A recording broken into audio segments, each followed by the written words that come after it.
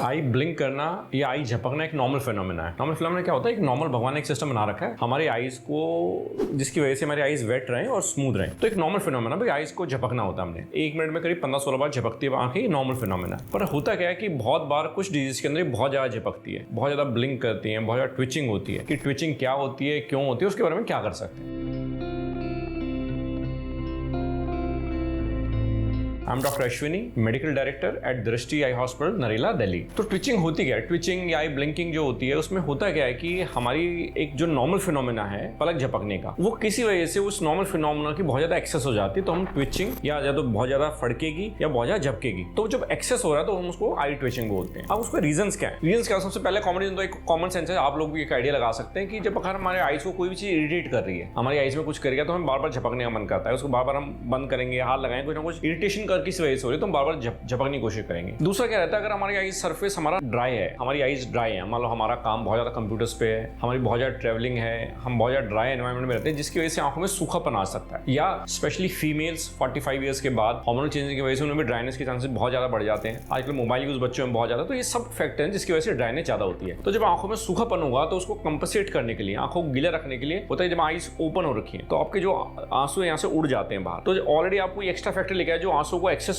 Evaporate करेगा, तो आंखों को जो सरफेस आएगा वो ड्राई हो जाएगा। जब ड्राई होगा तो उसको वेट करने के लिए जो आपकी पलक है ब्लिंक होगी, ताकि मैं आंखों को बंद करूं और मेरे को रिलैक्सेशन फिर दोबारा खोलेगी। लेकिन ड्राइनेस ज्यादा तो उसको बार-बार ये फिनोमेना करना पड़ेगा, तो उसकी वजह से एक्स्ट्रा ब्लिंकिंग होती है ड्राइनेस की वजह से। तीसरा क्या रहता है? एक आई ट्विचिंग भी होती है। आई ट्विचिंग का मतलब क्या होता है कि उसमें हमारे पास रीजन नॉर्मली कोई नहीं आता। उसमें क्या होता है? अपने आप झपकने लग जाती है पलकें। आपने देखो एबनॉर्मली कईयों को बहुत बार झपकती रहती है। आई ट्विचिंग बोलते हैं, उसको बोलते हैं एसेंशियल ब्लेफेरोस्पाज्म। ब्लेफेरोस्पाज्म होता है कईयों को, मतलब उसमें कई बार रीजन नहीं ढूंढ पाते। लेकिन पहले तो हम रीजन ढूंढने की कोशिश करेंगे। ड्राइनेस है, कोई इरिटेशन है, कोई इन्फेक्शन है, आईज में कोई कंक्रीशन बन गए, कोई दाना बन गया है, जो फैक्टर्स हैं, जो रियल फैक्टर्स है, पहले तो हम उनको सर्च करने की कोशिश करते हैं। तो पेशेंट को एग्जामिन करेंगे, जो फाइंडिंग्स होंगी उसके अकॉर्डिंग हम ट्रीटमेंट करेंगे। जो सबसे कॉमन ड्राइनेस के ट्रीटमेंट दिया जाता है वो होता है लुब्रिकेंट्स। ये आंखों को गीला रखने के लिए कुछ दवा होती है, उसके नाम अलग अलग होते हैं, कि लुब्रिकेंट हम बोलते हैं आईज को वेट रखने के लिए। तो बहुत सारे पेशेंट्स जो कॉमन एनवायरमेंटल फैक्टर की वजह से या अपने जॉब की वजह से जिनका एक्सपोजर बहुत ज्यादा है स्किन को, उसके अंदर बहुत तरीके से मैं हेल्प कर पाते हैं और लुब्रिकेंट डालेंगे तो बहुत बार आराम भी आ जाता है। दूसरा कि अगर आंख में कुछ गिरा हुआ है तो ऑब्वियसली हमें उसको निकालना पड़ेगा, तो फॉर्मेट निकालते हैं, उसके बाद पेशेंट को काफी आराम लगता है। तीसरा क्या होता है? ये जो ड्राइनेस या जो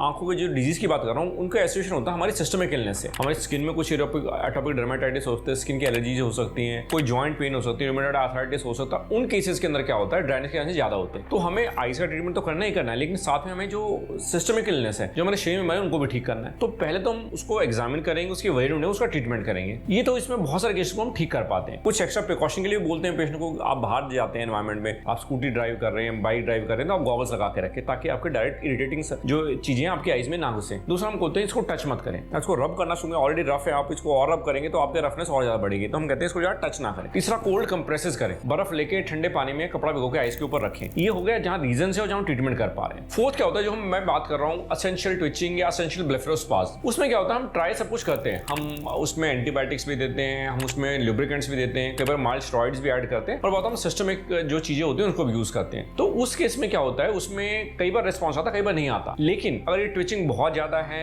एक्सेस में है और आपकी नॉर्मल लाइफ को डिस्टर्ब कर रही है, कि बहुत बार लोग टोक रहे हैं आप पब्लिक अपीयरेंस में और आपकी आंखें बार बार ब्लिंक कर रही है, अपने आप झपक रही है, आपके हाथ में भी नहीं, आपको झपक रही है पलकें, ट्विचिंग हो रही है, तो आप एज अ लाइफ आपकी बहुत ज्यादा डिस्टर्ब हो जाएगी और बहुत ज्यादा परेशान हो जाओगे। जब ये कंडीशन आती है तो फिर हमारे ऑप्शन क्या रहता है कि इसमें हम कई बार बोटॉक्स या बोटुलिनम टॉक्सिन होता है, जिससे हम आंख के अंदर इंजेक्शन लगा देते हैं। वो करता क्या है? बेसिकली आपकी आईज जो नर्व्स अपने आप स्टिमुलेट हो रही है, उस नर्व्स को पैरालाइज कर दे रहा है टेम्परेरी। तो बहुत बार जब हम बोटॉक्स के इंजेक्शन लगाते हैं उसके बाद 6 to 8 मंथ्स या कई बार 9 मंथ्स तक पेशेंट को ये दोबारा दिक्कतें नहीं होती। ये दिक्कत कई बार दोबारा रिपीट भी करनी पड़ सकती है। तो डिपेंड करता है कि आप क्या रीजंस हैं, क्या आपका लाइफस्टाइल है, उस सबको स्टडी करके हम उसके अकॉर्डिंगली आपका ट्रीटमेंट टाइट्रेट करेंगे। कुछ में ट्रीटमेंट अलग रहेगा, कुछ में ट्रीटमेंट अलग रहेगा। और जो मैंने बताया कई बार जो सर्जिकल इंटरवेंशन करनी पड़ती है, जो हमें इंजेक्शन लगाते हैं, कई बार उसकी वजह से कई बार ठीक होते हैं। तो इसको बहुत सीरियस दिक्कत नहीं है, लेकिन जहां ये आपकी लाइफ को डिस्टर्ब करने लगे तो वहां डेफिनेटली आप डॉक्टर से ओपिनियन लें, ठीक है, और जो डॉक्टर एडवाइस करते हैं उन चीजों को फॉलो करें। होपफुली आपको ये नॉलेज अच्छी लगी होगी। अगर आपको ये सटीक लगी, नॉलेज अच्छी लगी तो इसको शेयर करें, इस वीडियो को लाइक करें, इसको सब्सक्राइब करें और बेल आइकन पे प्रेस करें। Thank you.